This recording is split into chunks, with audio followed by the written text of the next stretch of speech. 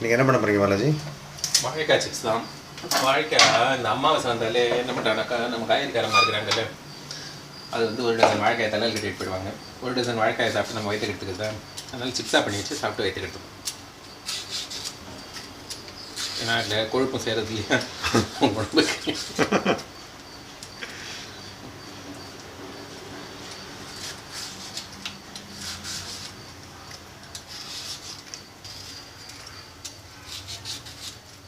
வாழைக்காய் ஒன்றுன்னா சீவிக்கணும், எல்லாத்தையும் மொத்தமாக சீவிச்சிங்கன்னா அப்புறம் கருப்பாயிடும். தண்ணியில் போட்டு வச்சிங்கனாக்கா எண்ணெயில் போட முடியாது, அது பிரச்சனையாகும். அதனால ஒன்றுனா சீவிக்கணும். நீங்கள் ஒன்றுனா சீவிட்டு வாழைக்காய் வந்து பக்கமாக வச்சுக்கோங்க. அதனால நம்ம என்ன பண்ணுறோம் அப்படின்னாக்கா இது வந்து ஒரு தட்டு இருக்கட்டும் இல்லை. இப்போ இந்த சீவதுக்கு என்ன பண்ணோம்னாக்கா இப்போ கருப்பாக இருக்குது, ஆனால் ஆக்சுவலாக கருப்பாக ஆகக்கூடாது. என்ன பண்ணோம்னாக்கா எண்ணெயை முதல்ல அந்த இடத்துல தட வேண்டிங்கனாக்கா உங்களுக்கு வந்து அந்த கறி ஆகாது. எப்படி இருந்தாலும் தேக்க வச்சு அந்த ப்ராப்ளம்லாம் வரும். வாழைக்காய் கரைப்படியும் இல்லையா, அதனால எப்பயுமே வந்து எண்ணெய் தடவை வேண்டு சீவினீங்கனாக்கா உங்களுக்கு அந்த கரைப்படையாது. ஓகே, அப்புறமா வந்து என்ன பண்ணுறீங்கனாக்கா முதல்ல வந்து வாழைக்காய் வந்து உப்பு போட்டு இதை வச்சு இதில் ப்ரிப்பரேட்டிவ் கூடவே நீங்கள் சைமல்டேனியஸாக பண்ணிக்கலாம். எண்ணெய் காயத்துக்குள்ளே எல்லாம் பண்ண போகிறீங்களாக்கோ? அப்புறமா அது உப்பு சேர்க்கறதுக்கு வந்து உப்பு போடுறோம். நம்மள உப்புக்கு எதாவது அளவு இருக்கா? உப்பெல்லாம் அளவுலாம் கிடையாது. எல்லாம் கொஞ்சம் உப்பு கரைசல் வச்சுக்கணும். தான் ஒரு ஸ்பூன் போட்டு கொஞ்சம் தண்ணியை விட்டு கரைச்சி வச்சுக்கிறோம்.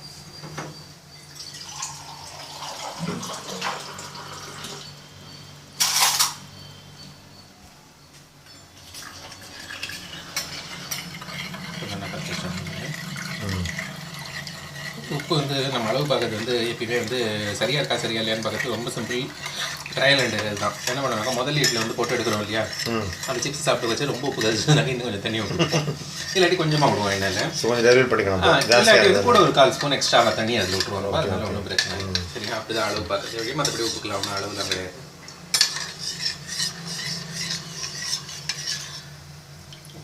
ஓகே, ரெடி பண்ணி வச்சுட்டோம். இப்போ வந்து அது எடுக்கிறதுக்கு வந்து வடிதட்டெலாம் ரெடியாக வச்சுக்கணும். வடிதட்டு அதுக்கப்புறமா வந்து இது எடுக்கிறதுக்கு சல்லடை கரண்டி இதெல்லாம் வந்து ரெடி ஆகிடுச்சோம். அவ்வளோதான் விஷயம்.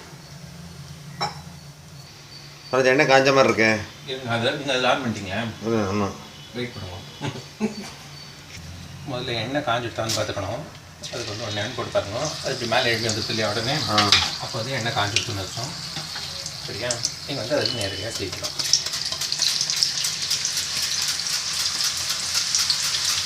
இந்த காம்பை வந்து நீங்கள் வந்து கட் பண்ணாமல் வச்சுருந்தீங்கன்னா பிடிச்சி சீவத்துக்கு சௌரியமாக இருக்கும். ஓ, கம்மியாக எதாவது நிறுத்தி காமிங்க. சூப்பர். ஓகே, அது எப்பயுமே வந்து ஃபோல்டுக்கு நல்லா இருக்கும். பின்னால் வந்து அந்த 1-2 காம்பை வந்து ஃப்ரிட்ஜில் போட்டு வச்சுருந்தீங்கன்னாக்கா அப்புறம் வந்து தோசை வாரத்துக்கு கூட வந்து அந்த எண்ணெயை தொட்டு தடவுக்கு சௌரியமாக இருக்கும். அது ஓ, கத்திரிக்காய் காம்பு இந்த வாழைக்காய் காம்புலாம் வந்து இது ஆக்சுவலாக பார்த்தீங்கன்னாக்கா இந்த நீங்கள் பார்த்துப்பீங்க வீட்டில் வந்து அந்த எண்ணெயை தொட்டு தோசைக்கல் தடவி வாசம். ஓகே ஓகே, அந்த கட்டை வச்சு கிறிஸ்பி தோசை எல்லாம் மாதிரி நம்ம பார்த்துக்கலாம். ஓகே ஓகே, சரியா, அது மாதிரி எடுத்து அது ஃபுல்லாக பண்ணலாம். இந்த மாதிரி அது வந்து சிசில் கிடைக்கும். அது சரி, எண்ணெய் தாராளமாக வச்சுக்கணும்ல இந்த மாதிரி.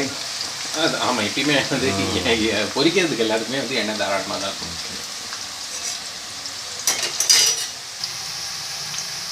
அது அப்படியே அங்கே பொதுஞ்சுட்டு வச்சு நம்ம வந்து அடுத்த வாழைக்காயை ரெடி பண்ணி வந்துடணும்.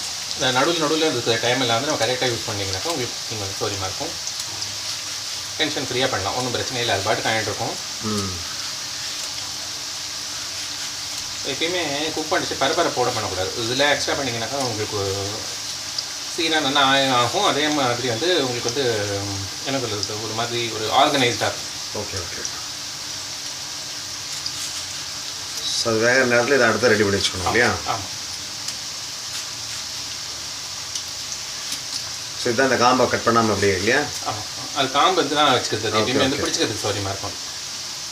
Okay, good.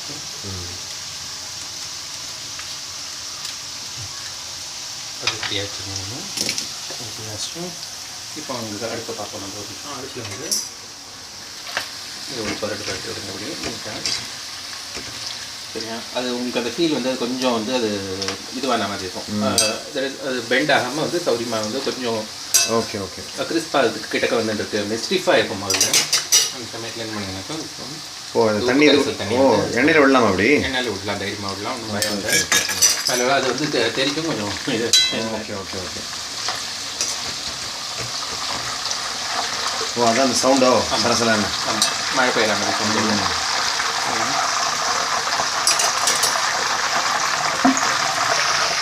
சலசலப்பு சத்தம் கேட்குது இல்லையா? இப்போ உங்களுக்கு வந்து இதுதான் அடையாளம். அந்த சலசலப்பு சத்தம் அடங்குற வரையிலும் நீங்கள் வச்சுருந்தீங்கனாலே அது குக் ஆகிட்டு கிறிஸ்ப் ஆகிடுது உங்களுக்கு தெரியும். ஏன்னா அந்த தண்ணி அதுலேருந்து எவாப்ரேட் ஆகிடுது இல்லையா? Okay okay. ஸோ அது வந்து நீங்கள் குறிப்பாக வச்சுக்கோங்க. ஸோ அந்த ஓசை அடங்கினோடனே எடுத்துடணும் இல்லையா? ஆமாம். இப்போ தண்ணி உடச்சி வந்து இந்த மாதிரி கொஞ்சம் பரவின மாதிரி இருங்க. நீங்கள் அந்த காய் மேலே படுற மாதிரி இருந்தால் நேராக எண்ணெய் உள்ள விடுற மாதிரி அடியில் விட்டுனாக்கா வெடிக்கிறதுக்கான வாய்ப்பு இருக்குது. ஓகே. மொத்த பப்ளாக விட்டுச்சுன்னா வெடிக்கும். அதில் ஸ்ப்ரெட் பண்ணி விட்டுட்டு ஒரு தடவை பரட்டி விட்டிங்கனாக்கா அந்த வாட்டர் வந்து ஸ்ப்ரெட் ஆகிடும். ஓகே. அப்போ வந்து உப்பு இதில் ஏறிட்டு அந்த வாட்டர் வந்து பண்ணால் இருபது கடற்கரை வரையிலும் வச்சு தான் ஆகணும். இல்லாட்டி வந்து அது மைக் வச்சு வச்சுருக்கும். அந்த ஒரு கிரன்ச்சி கிறிஸ்பியாக வராது. Okay okay.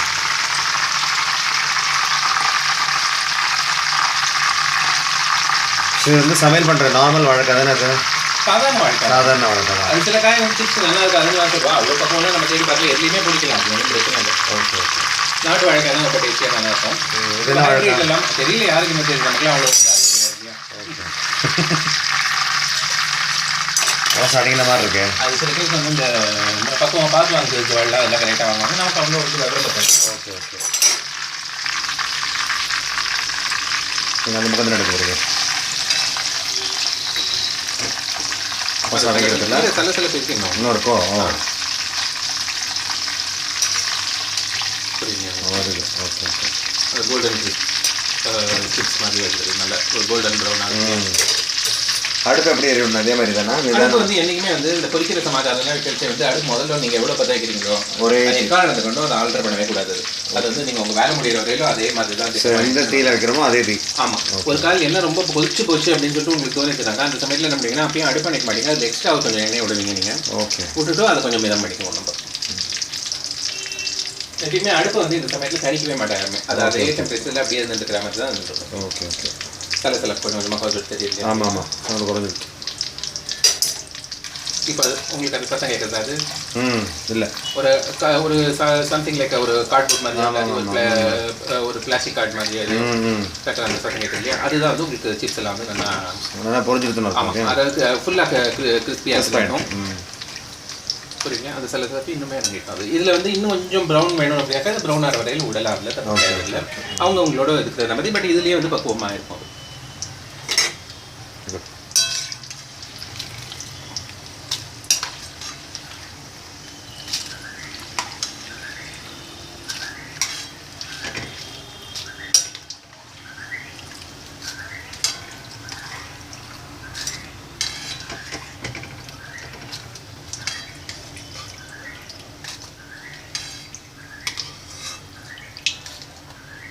உப்பு நம்ம இது உள்ளுக்குள்ளே போட்டோம் இல்லையா? அது வந்து காயில் நல்லா ஏறின்னு இருக்கும். அது கொஞ்சம் திட்டமாக அதை போட்டுக்கிட்டோம். அப்புறமா அது கொஞ்சம் உப்பு மிளகா அப்படி கலந்து வச்சு மேல் தூளை தூக்கி அப்புறம் ஒரு குளிக்கிட்டீங்கன்னாக்கா மேலே கூட காரம் வேணாலும் சேர்த்துக்கலாம். அடிஷனலாக. ஆமாம். நான் காரம் பெரும்பாலும் போட மாட்டேன் நான். Okay okay. ஏன்னா இந்த சால்ட்டி இதுவே நமக்கு பிடிக்கும். அது இல்லாட்டி அந்த கடையில் வாங்குற மாதிரி காரமாக இருக்கிற மாதிரி வேணும் அப்படின்னாக்கா மேலே உப்பு மிளகா அப்படி சேர்த்து அதோட வச்சுக்கலாம். இது வடிக்கிட்டோங்க. சரிங்க. அடுத்தது இப்போ அடுத்தது என்ன பண்ணுனாக்கா அது நேரடியாக இப்போ வந்து இந்த எண்ணெயிலேருந்து எடுத்துட்டோம் இல்லையா? அந்த எண்ணெய் கொஞ்சம் செட்டில் ஆகி ஏன்னா இப்போ வந்து பார்த்தீங்கன்னாக்கா அது எண்ணெய் கொஞ்சம் கூல்டவுன் ஆயிருக்கும் அது எடுக்கிற வரையிலும். பட் இருந்தாலுமே அது திருப்பி அந்த இதுக்கு வந்துக்கும். அது கொஞ்சம் ஸ்டேபிள் ஆகிற வரையிலும் ஒரு ஃபியூ செகண்ட்ஸ் டைம் விட்டுட்டோம். அப்புறமா செய்வோம். டகால்னு எடுத்து ஒன்று பரபரன்னு பண்ண வேண்டாம். கொஞ்சம் இதில் எக்ஸ்ட்ரா பண்ணலாம். அது ஒன்றும் பிரச்சனை இல்லை.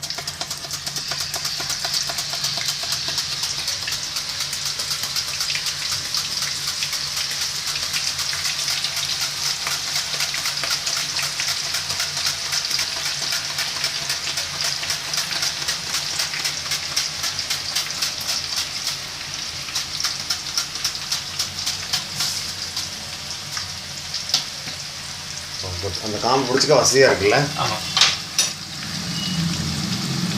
இந்த காம்பு அது மேலே வைங்க பார்ப்போம். அந்த காம்பு அது மேலே வைங்க. ஓகே.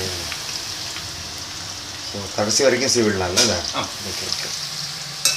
கேரட்லாம் சீவச்ச கூடவுமே அந்த டிப்பை வந்து கட் பண்ணி வச்சுட்டு சீவாமல் வந்து ஃபுல்லாக லாஸ்ட்டில் வந்து தூக்கி போட்டுச்சே வந்து உங்களுக்கு வந்து ஹோல்டு பண்ணி விடுறது. Okay okay.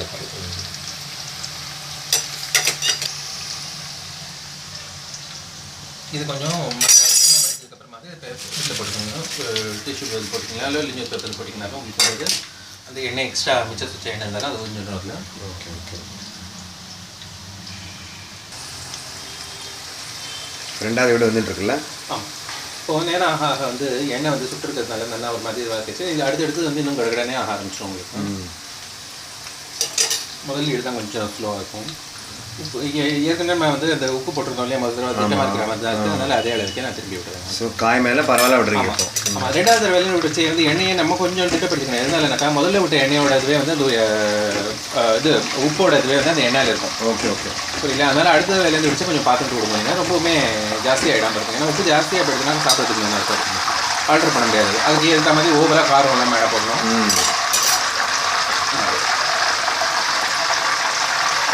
போட்டு வச்சுருக்கோம் இல்லையா, சிப்ஸ் போட்டு வச்சுருக்கோம் இல்லையா, இதில் வந்து காரம் ஆட் பண்ணாக்கா நீங்கள் என்ன பண்ணுங்கனாக்கா அது வந்து இதில் போட்டுக்கோங்க, நீங்கள் கண்டெய்னரில் போட்டுக்கோங்க. கொஞ்சமாக ஆட் பண்ணுறதுனால உங்களுக்கு சின்னதில் போட்டு காமிக்கிறேன், இல்லாட்டி மொத்தமாக போட்டு கூட ஆட் பண்ணிக்கலாம். இதில் வந்து உப்பையும் மிளகா அப்படின்னு கலந்துட்டு இது மேலே தூவா. Okay okay. எக்ஸ்ட்ரா சால்ட் நம்ம இதுலேயே சால்ட் நிறையா இருக்கிறதுனால நான் எக்ஸ்ட்ரா மிளகா இது போடல, மிளகா அப்படி மட்டும் போடுறேன் நான்.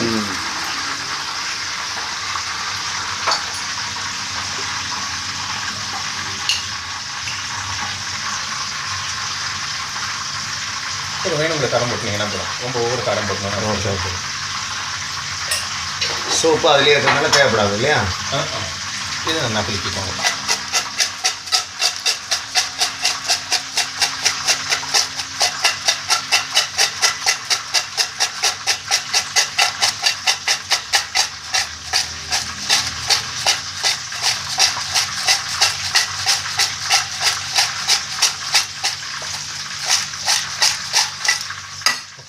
ஓகே.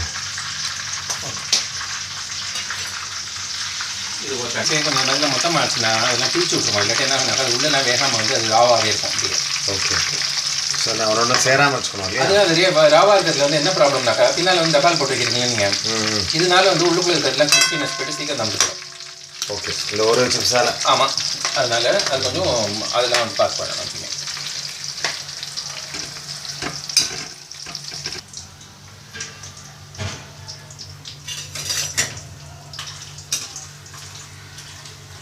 இந்த ஒரு கடை இது பண்ணிடலாம்.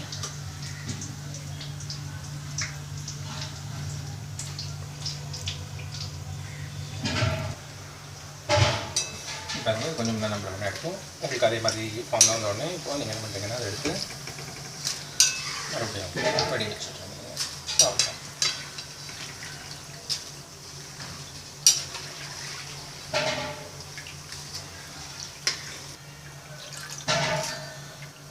ஸோ ரெண்டாவது எவ்வளோ ரெடி எடுத்துல? ஆமாம், அவ்வளோதான். இந்த மாதிரி தேங்க்யூ பண்ணுறீங்க. Okay okay. ஸோ இப்போ இது மாதிரி எல்லாத்தையும் அதே மாதிரி பொரிச்சு எடுத்துடணும் இல்லையா? ஓகே. அதை சாப்பிடணுங்கிறது சொல்லாது. அடுத்து சாப்பிட்றது தானே நம்ம.